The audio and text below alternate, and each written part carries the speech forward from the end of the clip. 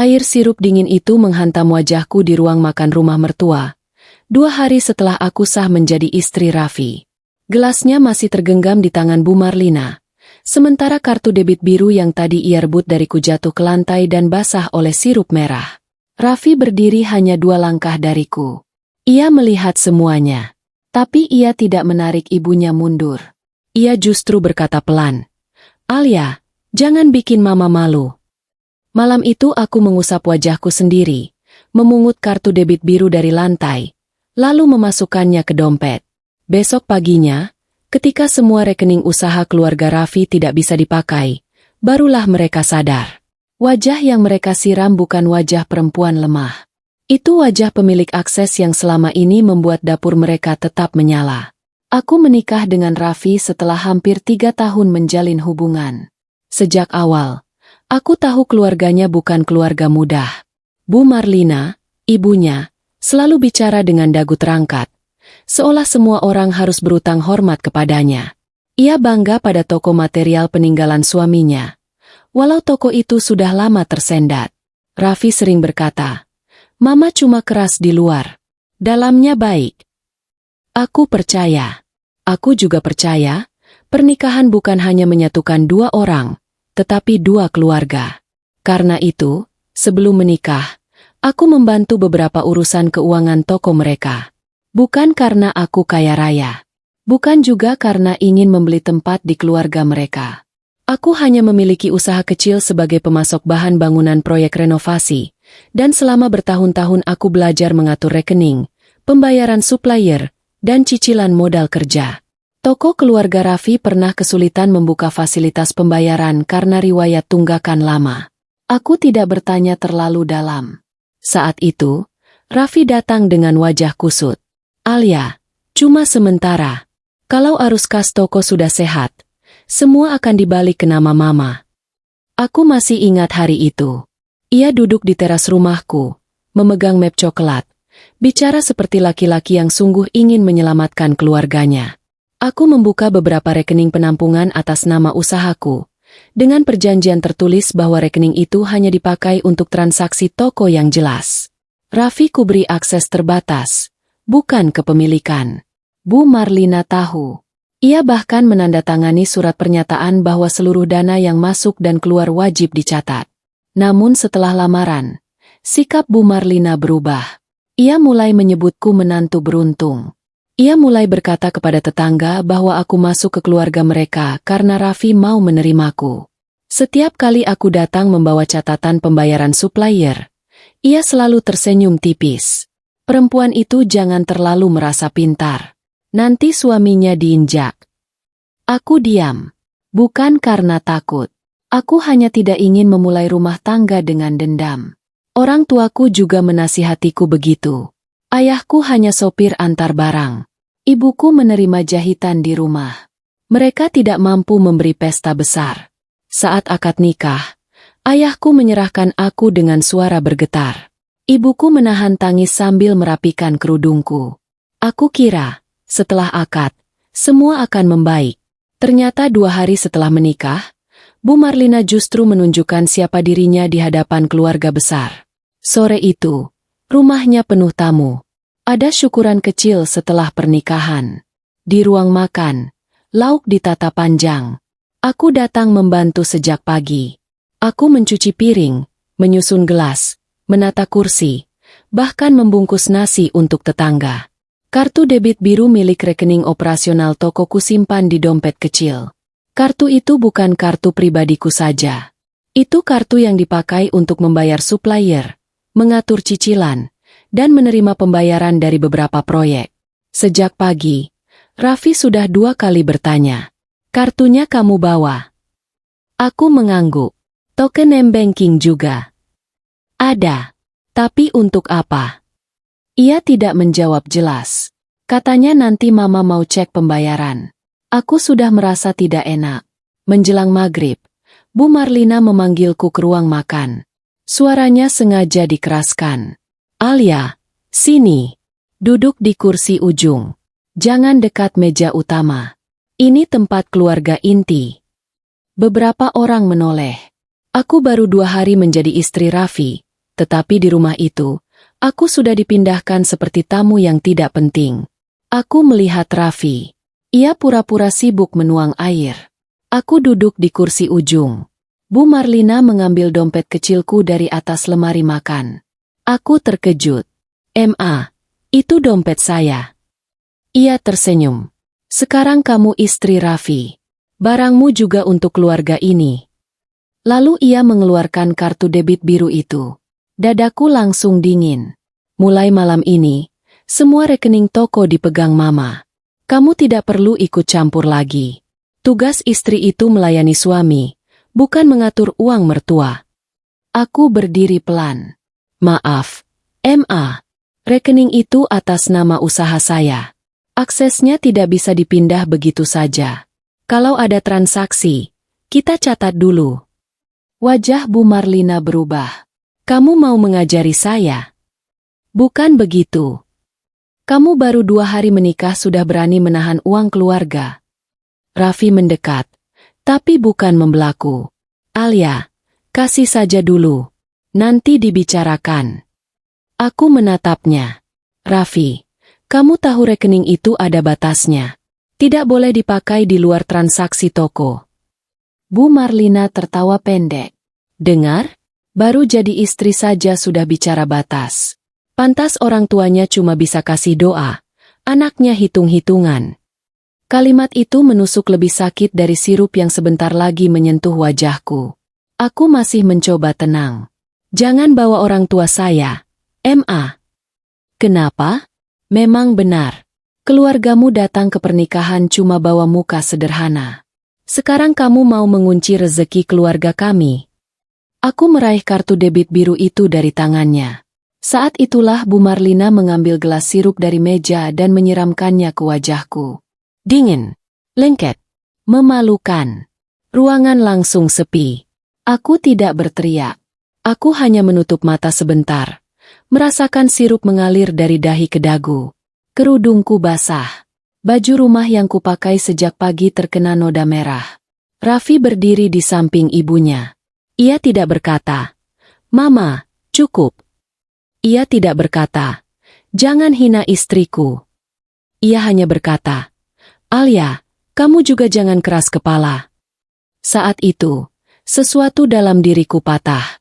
Tapi patah yang tenang. Bukan patah yang membuatku hancur. Patah yang membuatku tahu. Aku harus berhenti menjadi lantai untuk diinjak. Aku memungut kartu debit biru dari lantai. Bu Marlina masih bernapas cepat. "Kalau kamu keluar dari rumah ini, jangan harap bisa masuk lagi." Aku menatapnya. "Saya tidak keluar dari rumah ini untuk kalah, Ma. Saya keluar supaya semua yang bukan hak Mama tidak ikut Mama habiskan." Raffi membelalakan mata. "Maksudmu apa?" Aku tidak menjawab. Aku masuk ke kamar, mengganti kerudung, mengambil dompet, map tipis berisi salinan perjanjian rekening, lalu menelepon Pak Dimas. Pak Dimas adalah petugas bank yang sejak awal menangani rekening usahaku.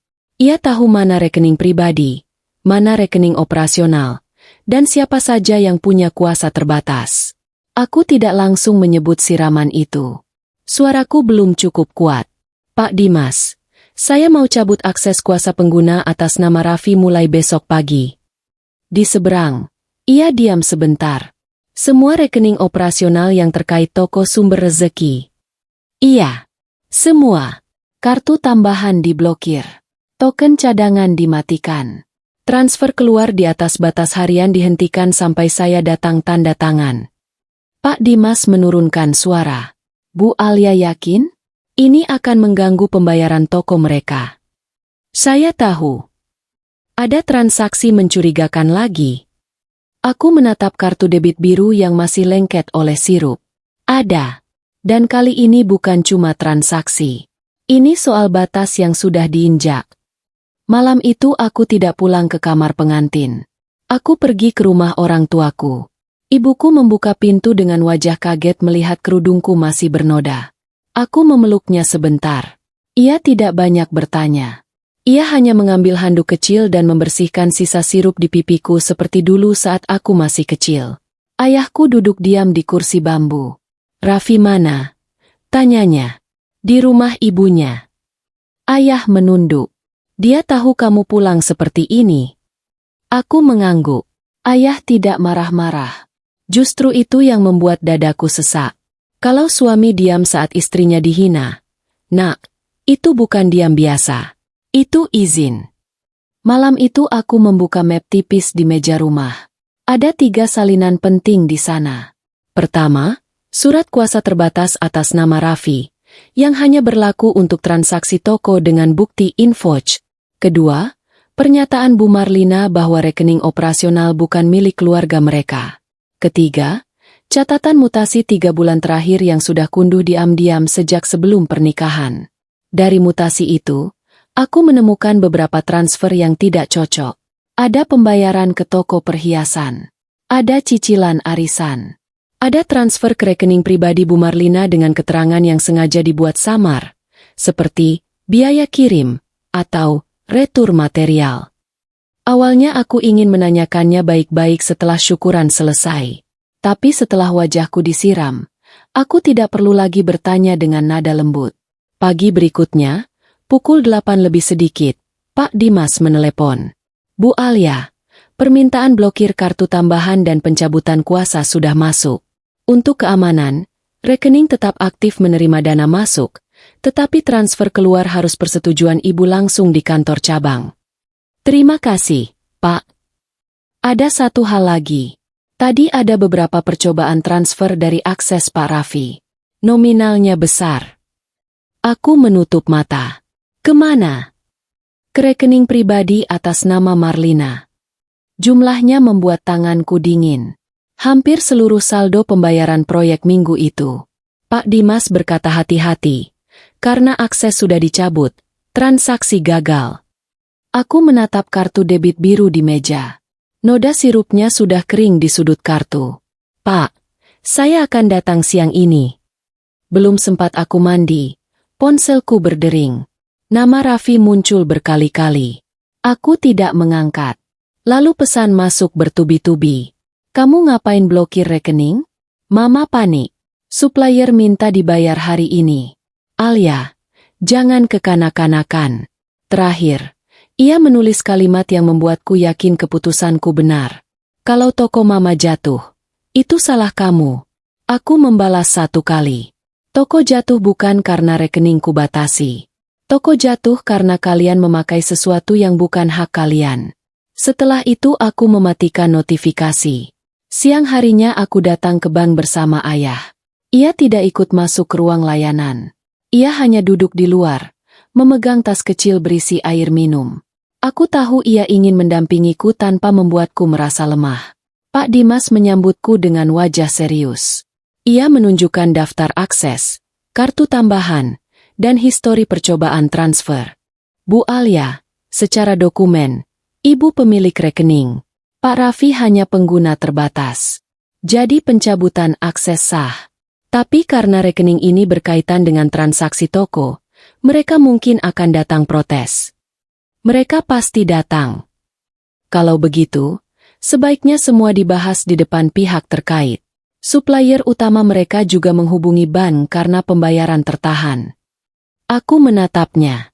Saya mau semua jelas. Bukan untuk mempermalukan, Pak. Tapi supaya tidak ada lagi yang mengaku rekening ini milik keluarga mereka. Pak Dimas mengangguk. Kami bisa fasilitasi pertemuan administratif besok di kantor cabang. Bukan mediasi rumah tangga, hanya penjelasan status rekening dan transaksi.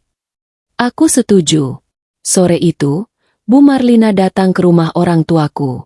Ia tidak masuk dengan meminta maaf. Ia datang dengan suara keras dari pagar. Alia! Keluar kamu. Jangan sembunyi di rumah orang tua. Ibuku terkejut, tapi aku menahannya. Aku keluar sendiri. Bu Marlina berdiri bersama Raffi. Wajah Raffi kusut. Matanya merah karena kurang tidur.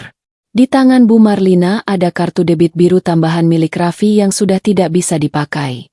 Kamu pikir kamu siapa bisa mematikan uang keluarga saya? Katanya. Saya pemilik rekeningnya. Jangan sombong. Kamu cuma menantu. Justru karena saya menantu, Saya sudah terlalu lama menahan diri. Bu Marlina mengangkat kartu itu. Kartu ini ditolak di toko supplier. Mama malu. Mereka kira Mama tidak mampu bayar. Aku menatap kartu itu. Benda kecil yang tadi malam jatuh di lantai basah. Hari ini benda yang sama membuat wajah Bu Marlina kehilangan warna. Kalau transaksi benar, saya akan bayar langsung ke supplier. Tapi tidak 1 rupiah pun keluar untuk rekening pribadi Mama. Raffi memotong. Alia, cukup. Kita baru menikah 2 hari. Kamu mau rumah tangga kita hancur gara-gara uang?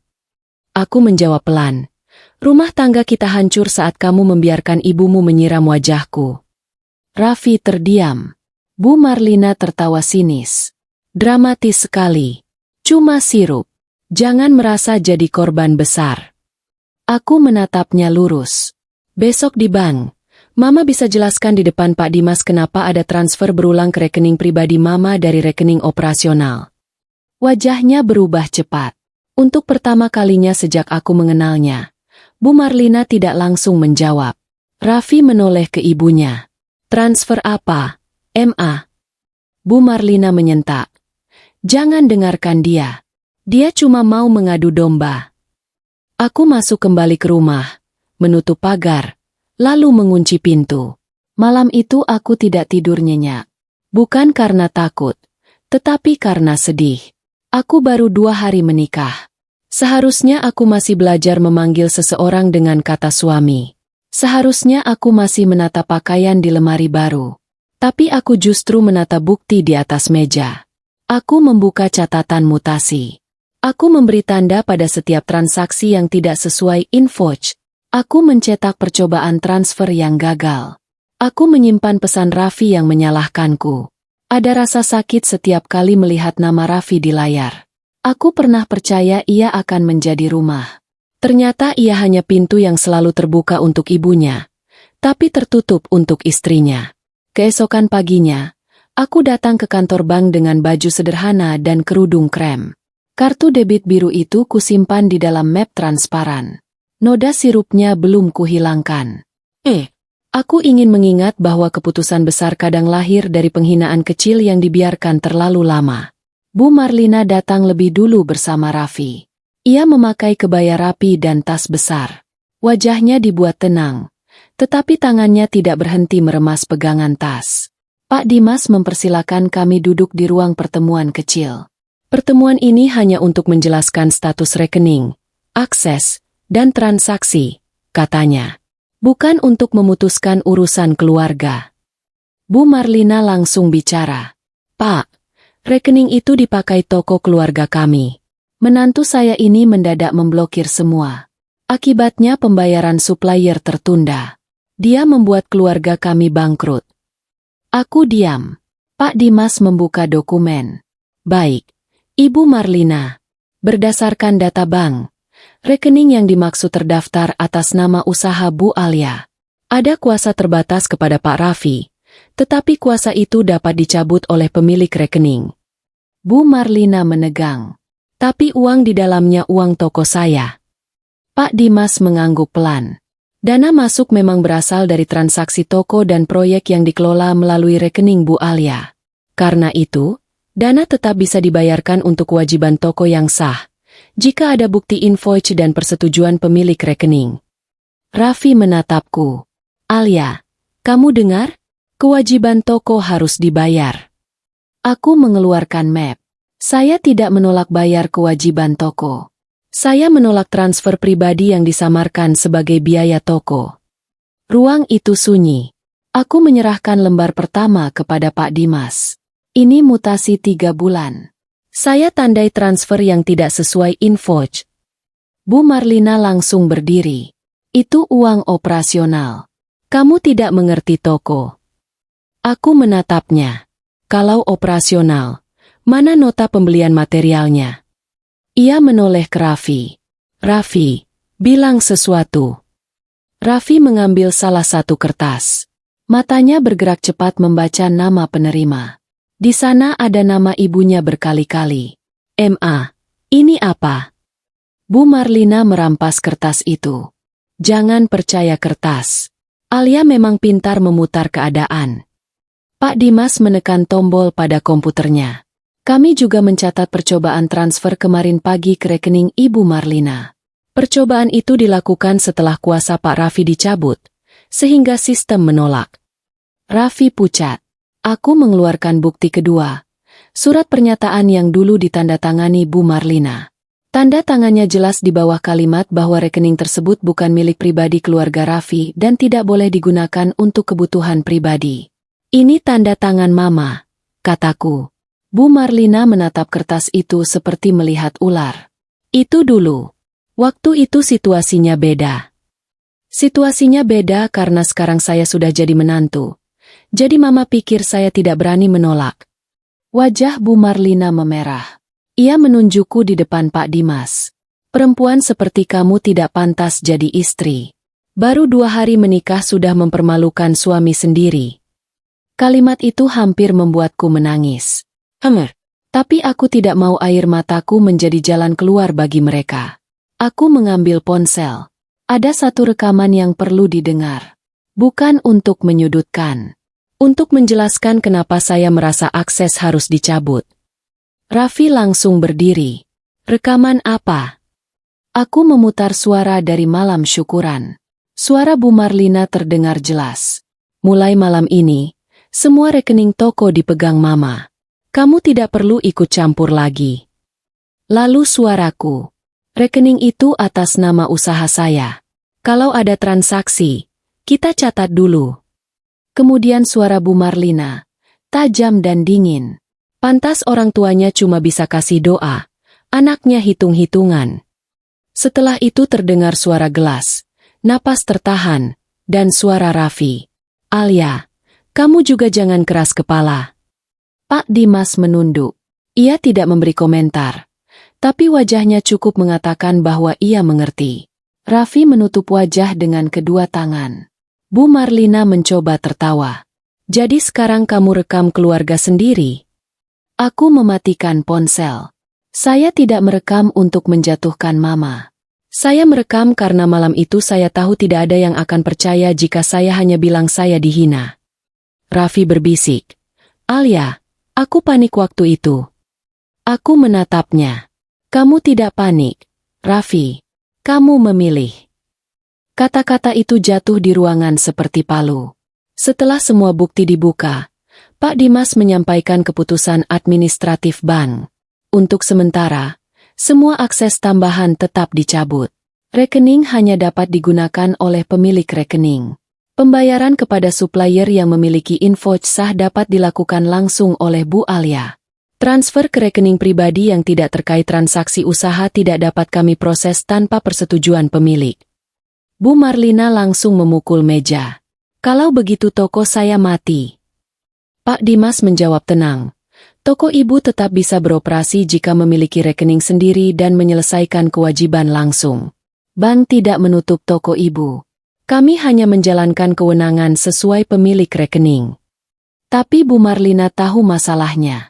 Toko mereka sudah terlalu lama berjalan di atas rekeningku. Supplier memberi tempo karena melihat riwayat pembayaran dari rekeningku. Beberapa pelanggan proyek mengirim uang karena percaya pada nama usahaku. Cicilan modal kerja tertata karena aku yang mengatur jadwalnya. Begitu akses dicabut, wajah asli toko itu terlihat. Mereka tidak punya cadangan. Mereka tidak punya catatan rapi. Mereka tidak punya kepercayaan yang mereka bangun sendiri. Keesokan harinya, akibatnya mulai meledak.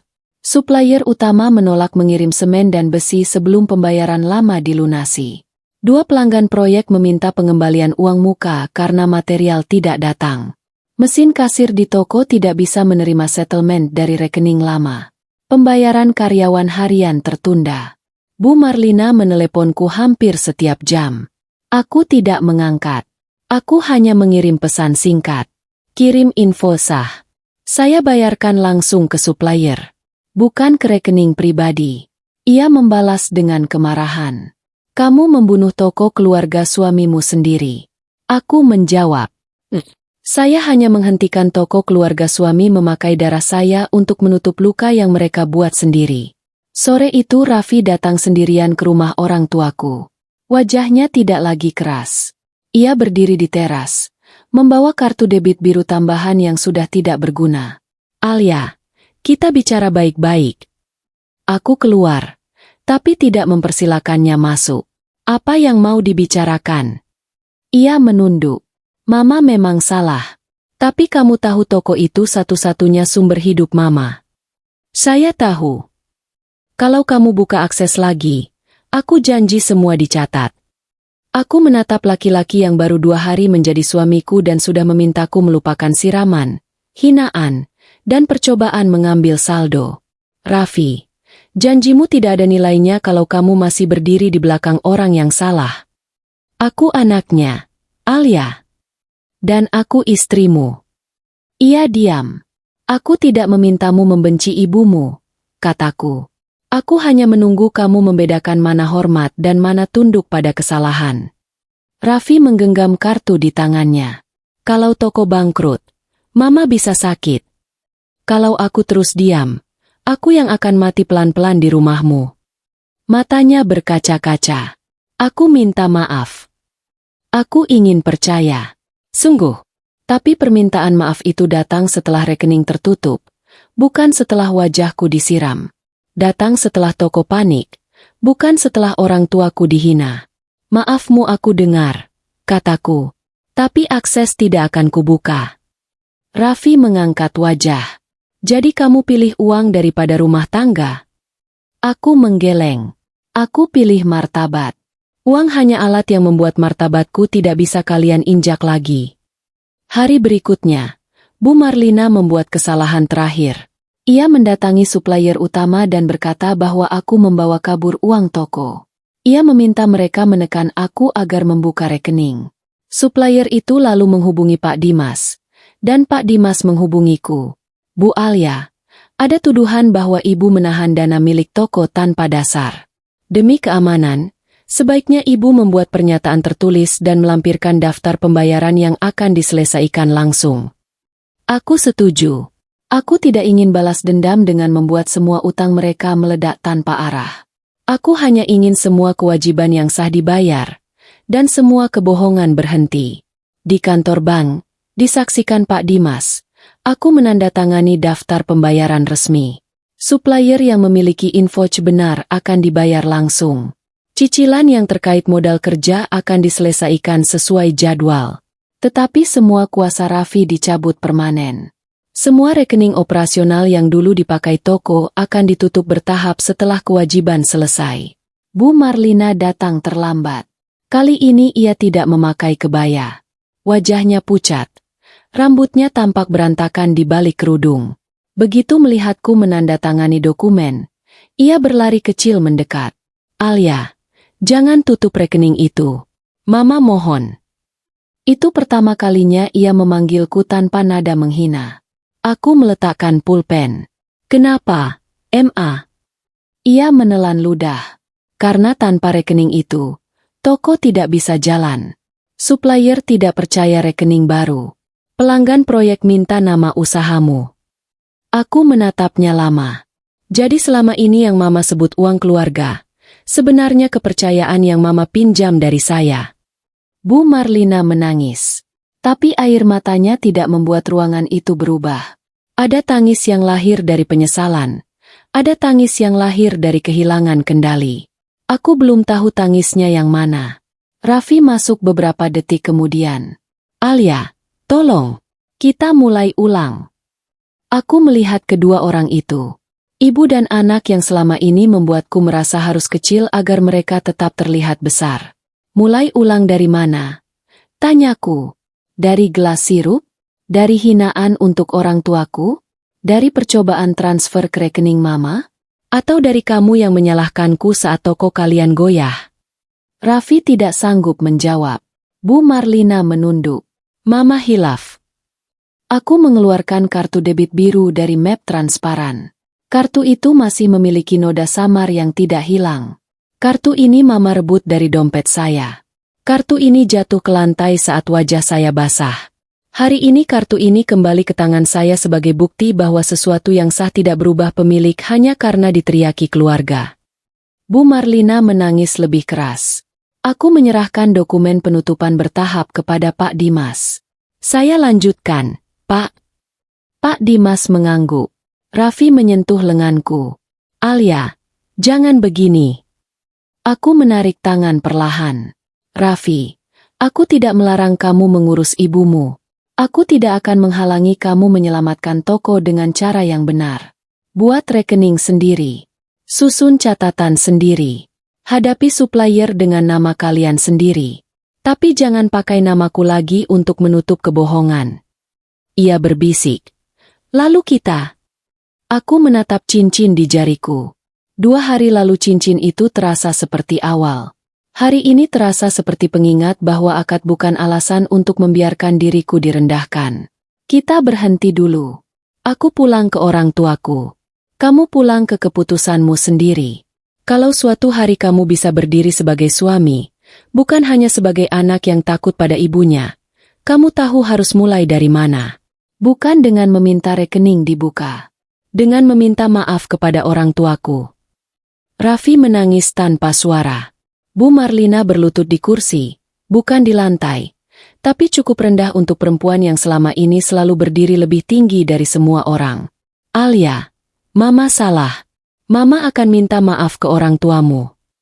Aku menjawab pelan. Minta maaf bukan untuk membuka rekening, Ma. Minta maaf karena Mama memang bersalah. Pertemuan itu selesai dengan satu keputusan resmi. Rekening operasional lama tetap berada dalam kendaliku sampai semua kewajiban sah dibayar. Setelah itu, rekening ditutup. Tidak ada lagi akses Raffi. Tidak ada lagi kartu tambahan. Tidak ada lagi transfer samar ke rekening pribadi Bu Marlina. Toko sumber rezeki tidak langsung lenyap hari itu, tetapi wajahnya berubah total. Mereka kehilangan tempo dari supplier. Mereka harus membayar tunai. Beberapa pelanggan proyek mundur. Sebagian rak kosong. Karyawan harian dikurangi. Bu Marlina akhirnya menjual sebagian perhiasan yang dulu dibeli dari uang operasional untuk menutup utang kecil. Orang-orang menyebut mereka bangkrut. Aku tidak merayakan kata itu. Bagiku, yang bangkrut bukan hanya toko. Yang bangkrut adalah kesombongan yang dibangun di atas bantuan orang lain. Seminggu kemudian, Bu Marlina benar-benar datang ke rumah orang tuaku. Kali ini ia tidak berteriak dari pagar. Ia datang membawa kotak kue sederhana. Raffi berjalan di belakangnya. Ayah membukakan pintu. Bu Marlina berdiri kaku. Matanya merah. Pak, Bu, saya datang minta maaf. Saya menghina keluarga bapak dan ibu. Saya menyiram wajah Alia. Saya salah. Ibuku tidak langsung menjawab. Ia menatapku dulu. Aku mengangguk kecil.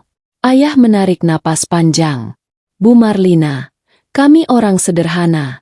Tapi anak kami bukan barang titipan yang boleh dipermalukan. Kalau Raffi belum bisa menjaga dia, biarkan dia kami jaga dulu. Raffi menunduk dalam. Ayah, saya minta maaf. Ayah berkata, jangan panggil saya ayah dulu kalau kamu belum mengerti arti menjaga. Kalimat itu membuat Raffi terisak. Aku tidak tahu apakah ia menangis karena malu atau karena akhirnya mengerti. Tapi untuk pertama kalinya, ia tidak membela ibunya. Ia menerima kata-kata itu dengan kepala tertunduk. Setelah mereka pulang, rumah kecil kami kembali sunyi. Ibuku membuat teh hangat. Ia meletakkannya di depanku, di meja yang sama tempat aku menyusun bukti beberapa hari lalu. Kamu sedih? Tanyanya. Aku mengangguk. Sedih, Bu. Aku baru menikah. Ibu mengusap punggung tanganku. Tidak apa-apa sedih. Yang penting kamu tidak kehilangan dirimu. Aku mengambil kartu debit biru dari dompet. Noda sirupnya sudah hampir hilang, tapi bekasnya masih terlihat jika terkena cahaya. Aku tidak membuang kartu itu. Aku juga tidak memakainya lagi untuk keluarga Raffi. Beberapa minggu kemudian, setelah semua kewajiban sah dibayar dan rekening lama ditutup, Pak Dimas menyerahkan surat penutupan rekening kepadaku. Ia berkata, Bu Alia sudah mengambil keputusan yang berat, tapi rapi. Aku tersenyum kecil. Yang berat bukan menutup rekening, Pak. Yang berat adalah berhenti merasa bersalah karena menjaga hak sendiri. Aku pulang membawa surat itu dalam map yang sama. Di rumah, ayah sedang memperbaiki kursi bambu. Ibu menjahit di dekat jendela. Aku duduk di antara mereka, membuka dompet, lalu meletakkan kartu debit biru di dalam kotak kecil di lemari. Bukan sebagai kenangan luka, tapi sebagai penanda bahwa suatu hari, 2 hari setelah menikah, wajahku pernah disiram di depan orang banyak. Suamiku diam. Mertuaku merasa menang. Mereka pikir kartu kecil di tanganku hanya alat belanja yang bisa direbut. Mereka tidak tahu, kartu itu adalah batas. Dan sejak hari itu, aku belajar bahwa perempuan boleh sabar, boleh mengalah, boleh mencintai keluarga suaminya. Tapi ketika martabat orang tuanya dihina, ketika haknya dirampas, ketika wajahnya disiram dan suaminya diam, ia berhak menutup pintu yang selama ini ia bukakan. Bukan untuk menghancurkan siapapun, melainkan untuk menyelamatkan dirinya sendiri.